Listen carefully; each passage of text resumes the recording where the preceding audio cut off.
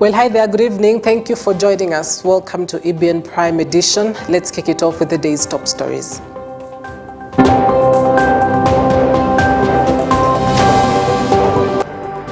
The hearing proceedings on the proposed removal from office by impeachment of Honorable Dr. Eric Kipkoech Mutai, the Governor of Kericho County, hereby terminates. Kericho County Governor Eric Mutai saved by Senate after senators vote to uphold objections on the 2/3 threshold required at the county assembly to vote him out. High Court set to rule on case number 23 challenging Deputy President Rigathi Gachagua's impeachment as a 3-judge bench is formed to listen to consolidated cases.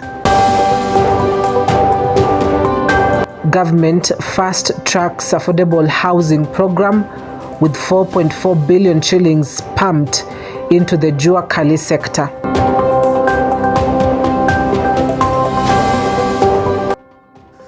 My name is Cynthia Nanjala. Let's get this show started. Now, Kericho County Governor Eric Mutai survived what would have been a grueling impeachment after the Senate upheld the governor's objection that members of the county assembly failed to achieve the required 2/3 of the assembly to impeach him from office. The issue on 2/3 majority of members of the county assembly required to impeach Kericho Governor Eric Mutai weighed heavily at the floor of the Senate as senators began hearing on the impeachment of the governor. A debate ensued on the required number when only 31 MPs voted for the ouster motion instead of the 32 required as per the Constitution. Documents and evidence of the proceedings of the Assembly, including the list of 31 out of 47 members of the County Assembly that voted in favor of the motion for removal from office by impeachment of Honorable Dr. Eric Kipkoech Mutai, the Governor of Kericho County. Also noting that one of the preliminary objections raised by Honorable Dr. Eric Kipkoech Mutai, the Governor of Kericho County, was that the requisite threshold for passage of a motion for the removal of a governor from office by impeachment being 2/3 of the members of the County Assembly, as provided for in Section 33 of the County Governments Act and Standing Order 74 of the Standing Orders of the County Assembly of Kericho, is 32 members of the County Assembly and was not met. Now, therefore, the Senate resolves to uphold the preliminary objection on the threshold required for removal of a governor from office by impeachment, provided for in Section 33 of the County Governments Act and Standing Order 74 of the Standing Orders of the County Assembly of Kericho, and forthwith terminates the hearing on the proposed removal from office by impeachment of Honorable Dr. Eric Kipkoech Mutai, the Governor of Kericho County. Honorable Senators, the motion having been approved, the hearing proceedings on the proposed removal from office by impeachment of Honorable Dr. Eric Kipkoech Mutai, the Governor of Kericho County, hereby terminates. And the Senate now stands adjourned until tomorrow, Tuesday at 9 a.m. Now, following the decision by Senate to save the Governor Eric Mutai, a section of residents have expressed dissatisfaction with the ruling. Just hours after the decision, residents believe the 2/3 majority was met. Take a look. Hii moja wameshikilia wakasema ya kwamba the threshold was not met. Na haya malalamishi mengine yalienda wapi? So as the people of Kericho, we feel that we were not served with justice. We were not served with justice as Kericho people. I'm greatly disappointed as a member of Navota, Kericho County. We followed everything that was actually happening in the Senate, and we have actually felt that there is something that is not going so well. that there is some biasness, and the people of Kericho County have not been served justice. Tangu serikali hii ichukue ushukani, wako na deni hawachalipa, mpaka hata makavenas hawachapata pesa ya kuhudumia wananchi. Hizo malalamiko ya kusema mtaa hajafanya kazi, ati kuna nini, tunasema senators walifanya kazi mzuri na utuchungie mtaa. Nasema asante kwa senators, lakini kitu yenye tunataka kwa governor wetu atufanyie kazi. Liteni tunataka maji, tunataka kazi kubwa ifanyike hapa.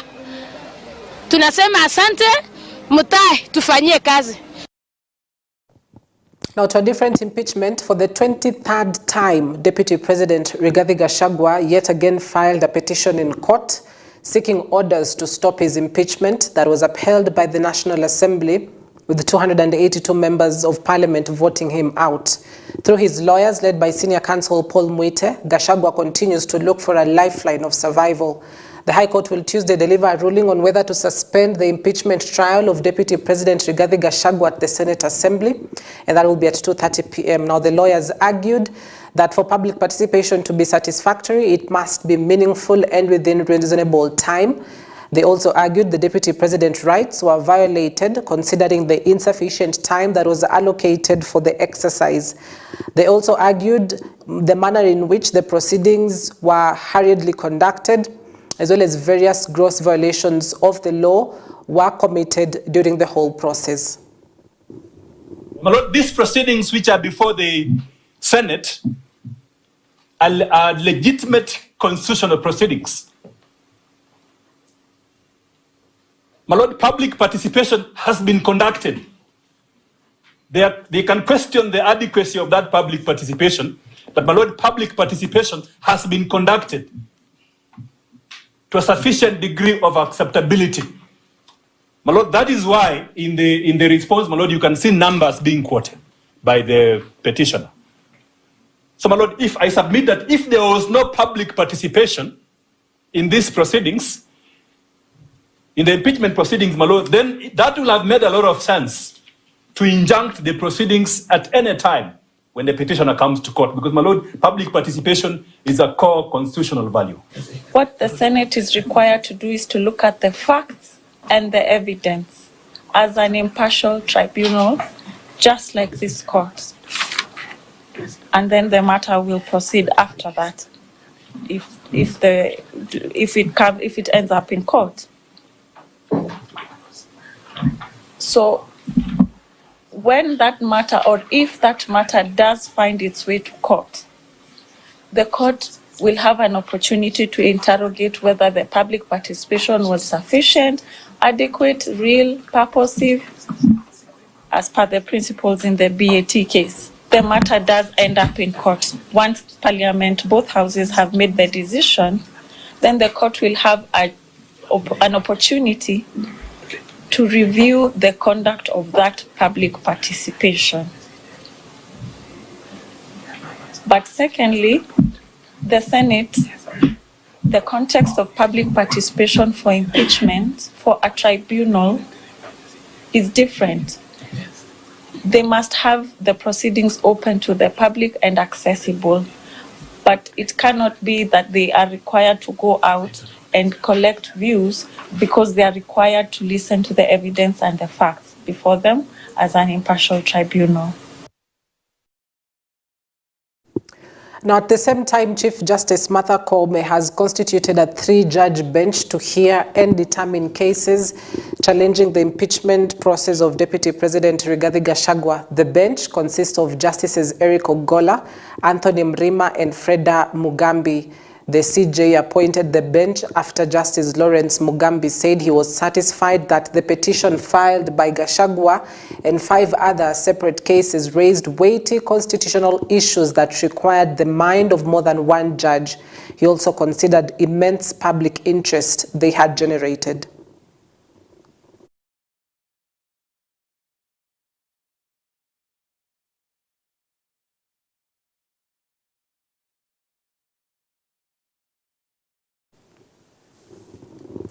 Now, the National Cohesion and Integration Commission NCIC chairperson Simon Kobia on Monday cautioned senators on the impending decision on Deputy President Rigathi Gachagua's impeachment.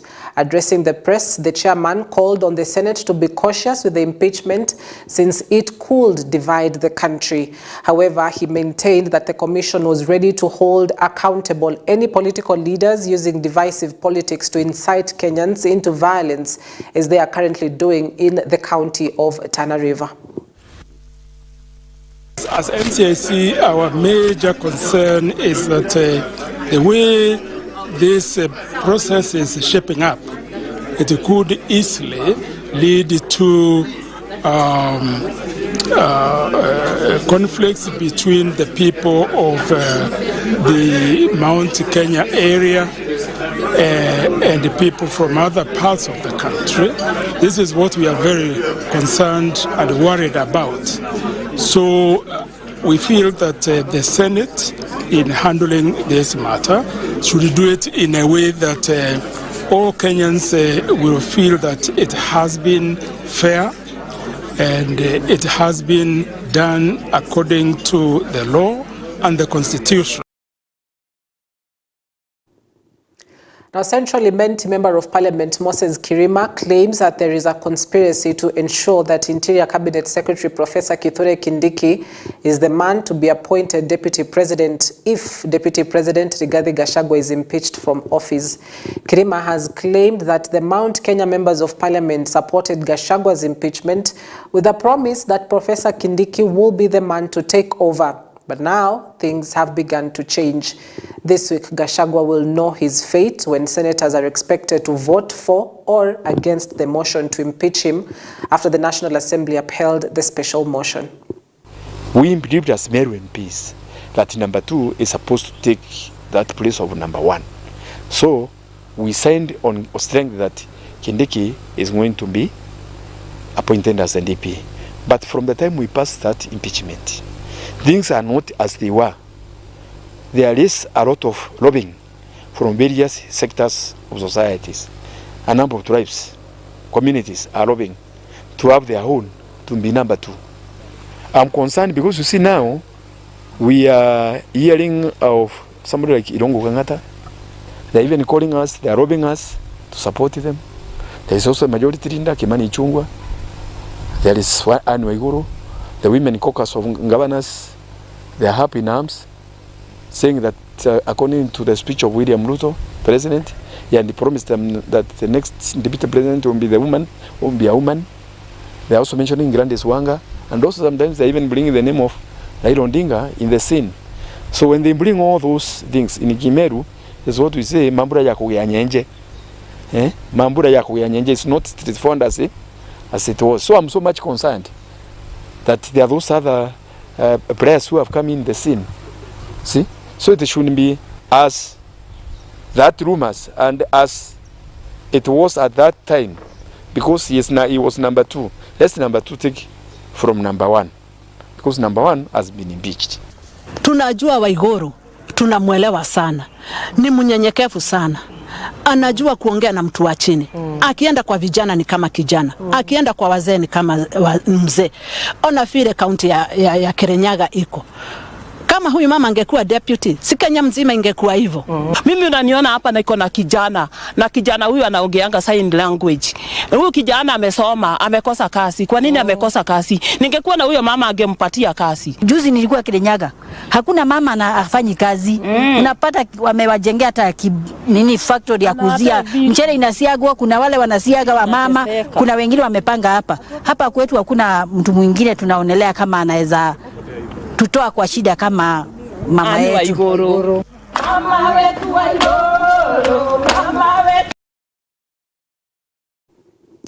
Now, African Union Commission chairperson candidate Raila Odinga's defense of the Adani conglomerate group deals in Kenya has raised questions over how long and how far Adani is stretched in Kenya's inner circle.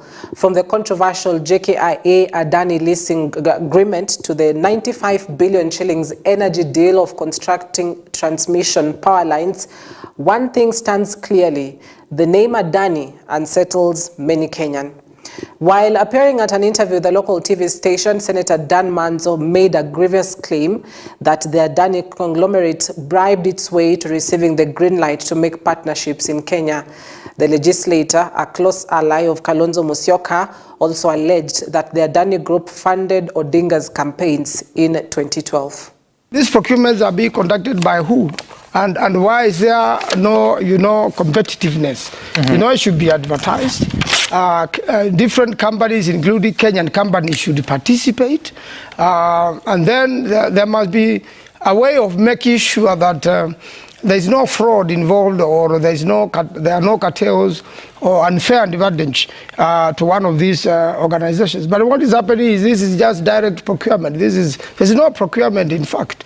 It's direct sourcing. And it is their own place, it has its own place in law. There is every likelihood that something will go extremely wrong. We are aware that there are a lot of bribes being exchanged for these companies to get jobs here. And that is it. There's nothing much that will come out. Bribes. How much? In billions. To who? To some of these political party leaders.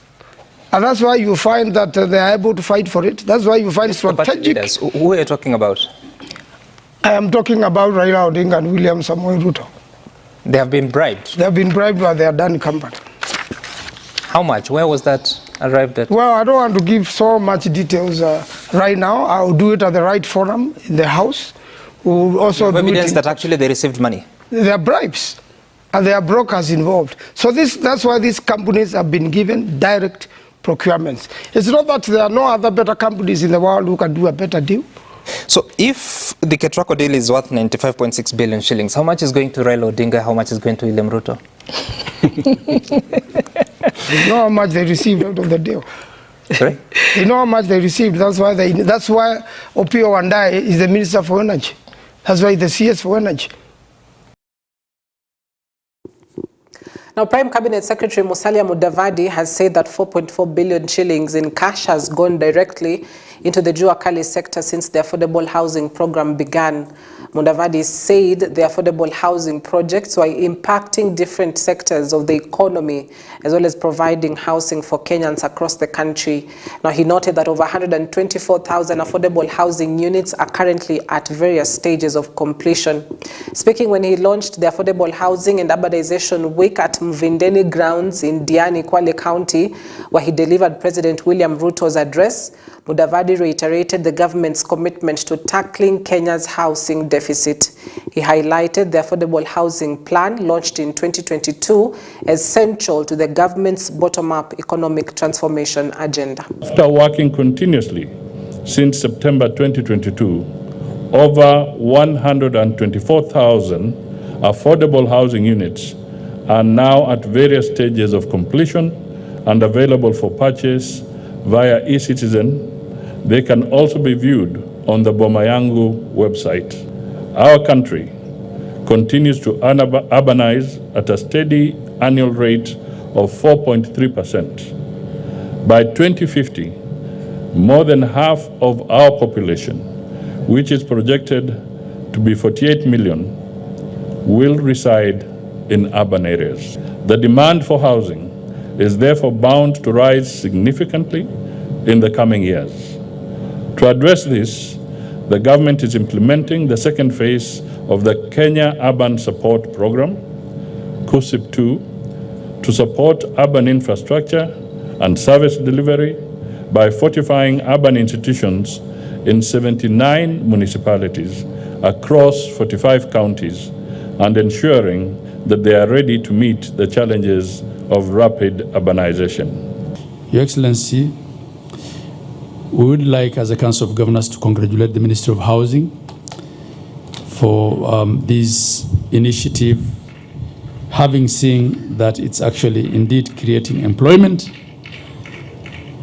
and has the potential to give decent housing to Kenyans. And we would like to tell our sister, the Minister, that more collaboration with the Council of Governors will only make our work easier. Of course, we need to thank the Kenyans for allowing us to continue to receive the affordable housing levy I think the negativity that was there, largely it was misinformation. I'm glad to know that as the houses are coming up, the units are coming up, and as we now get into the next phase of releasing the units into the population, into people, we know that there will be better reception, and definitely the number of jobs that we are creating is for us most satisfactory product of the housing, affordable housing program. Now, Defense Cabinet Secretary Soipan Tuya on Monday led the military fraternity in marking the 13th Kenya Defense Forces Day celebrations. And the 2024 event was marked at the Thika Garrison in Thika, Kiambu County. It was a significant event because the troops are preparing to return home after the conclusion of the African Transition Mission in Somali in December. This is according to plans given on the timelines. It was the first time Tuya was presiding over the event. Now, KDF Day is observed annually to commemorate and celebrate the acts of valor and gallantry by KDF heroes and heroines. We celebrate this special day. Let us remember and pray for our dear soldiers who are currently serving far from home, risking their lives so that we may continue enjoying freedom and living in peace. Let us also remember the families who wait for their safe return home, carrying the burden of their absence with grace and strength. Today, we are here to renew our commitment to support them in every way possible. As the Ministry of Defense, we are fully committed to ensure that the welfare of both serving KDF personnel and the families of departed servicemen and women remains a core priority. The commitment is demonstrated in a range of support programs, including comprehensive healthcare services, financial empowerment initiatives, and educational benefits. The ministry continues to provide pensions, scholarships for children, and emotional support programs to help navigate their losses for the families. We are committed to ensuring enhanced capacity for our forces, to ensure mission readiness, to ensure a strong posturing, and to ensure that we have a solid welfare support system for our veterans and all our forces. I am very committed to support the ingenious demonstration across the forces of the capabilities of our forces to contribute not only to enhanced capabilities within KDF, but also a wider spectrum of defense industry that I know is going to take our country to the next level, even in terms of contributing to our GDP. Members of Parliament from northeastern Kenya have called for urgent actions to address lack of basic services and economic underdevelopment of the region following years of marginalization and lack of access to services. The leaders have called on the government to implement infrastructure to open up the region and improve the lives of residents. Tunataka ile ubaguzi wa mikoa ambayo ilikuweko wakati wa ukoloni, ikaja na ile sessional paper number 10 wakati serikali tulipata uhuru, na ikawa imeendelea mpaka leo iwe ni kikomo. Manake mimi pale nimetoka ambaye ni constituency headquarters ama eneo bunge ya Dadaab, na ni Dadaab hakuna lami, na hivyo ndio ilivyo karibu kila mahali. National Grid sisi kama kwetu ni kama ile kitu watoto wanasoma kwenye magazeti, hatujaona. Imefika mpaka Garissa, na saizi tunataka itoke Garissa ifike kila mahali, mpaka Wajir, mpaka Mandera, itoke Garissa iende Dadaab kwangu mimi, iende mpaka Liboi kwenye mpaka yetu na Somalia. Kwa hivyo sisi tunavyoomba kwa kila upande, we want the development needs of our people to be no longer an electioneering campaign platform. And that's why the roads, the key sectors, we have already mentioned. So what we endeavor to do is to contextualize all these into a master plan that later on will lobby with the president and translate into a sessional paper. And that is what is going to open up Northern Kenya. Context of the economy, which is struggling, the economy. The Kenya economy shall only hit the double digit as envisaged if there shall be two equalizers, which there is no option for. Northern Kenya has two issues: the land mass so required for economic growth and the natural resources to realize the double digit economy. If the government will not invest in that, we will never have a double digit economic growth. So there is no need to blind itself. It is incumbent on any government to make sure that that land mass, which is an endowment, and the natural resources from wind, solar, and other resources underground to be exploited for the growth of our economy. So it is a government blinding itself from the realities. It's not an option. After Deputy President Rigathi Gachagua acknowledged the agreement between the leaders of Kenya Kwanza Coalition, leaders from Western Kenya, specifically Bungoma County, are now demanding accountability and the fulfillment of the agreement. Speaking at an event to raise funds for Mothers Group in Hasoko Ward, Bumula constituency, Member of Parliament Wamboka Wanami stated that it is the right time to deliver on the promises made to the people of Western Kenya. Alituambia kuna mkataba, there is an MOU between our two leaders, Moses Masika Wetangula, spika wetu ambaye ninampenda, ninamheshimu sana yeye, na Musalia Mudavadi walikaa na mkafanya mkataba na Rais William Ruto. President Ruto anapeana waziri, anapeana ma-PS watatu, anapeana ambassador, hakuna kiti yoyote inakuja Bumula. Nataka niambie wabunge ya kwamba mlifanya kazi mzuri kutoa huyo mkora. Huyo jamaa alikuwa ametuharibia Gachagua. Na kuna maneno alifanya, kwa hivyo akitolewa nyinyi waachana na watu. Huyo jamaa ni mbaya, aende nyumbani. Na tunaomba Senate wafanye ile kitu. Wasipombolesha huyo jamaa, maana nyoka, ukipiga nyoka mkia, unatarajia nini? Yaani nyinyi wakishika Gachagua na waache, huyo mtu atabakisha Kenya kweli? Basi huyo mtu aondelewe na uchumi ya Kenya ifanye nini? Imarishwe. I want to encourage you that you need to prize your unity, value it and quantify it well, so that anybody who joins your meeting must respect the arrangements and the agreement you have as a team. That is it. Kama mnatafuta umoja ndio hii. Leaders wetu wa grassroots wakiwa pamoja, that is exactly what we want.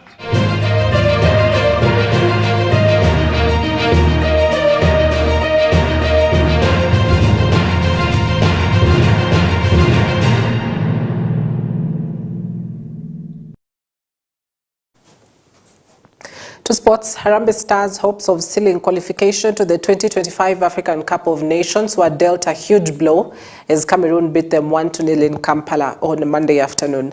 Olunga led the line for Harambee Stars as head coach Engin Firat opted to retain the Aldo Heilbein, who was doubtful before. Stars started well, with Olunga asking questions of Cameroon's shot-stopper Andre Onana with a beautiful strike, but the Manchester United man responded in kind to deny the big man.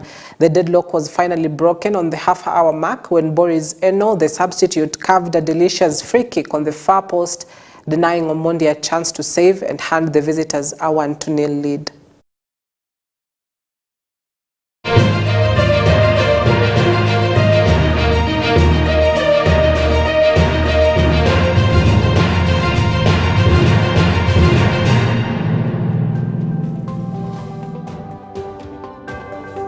All right, that brings us to the end of our updates tonight. Thank you for watching. My name is Cynthia Nanjala. Blessed evening.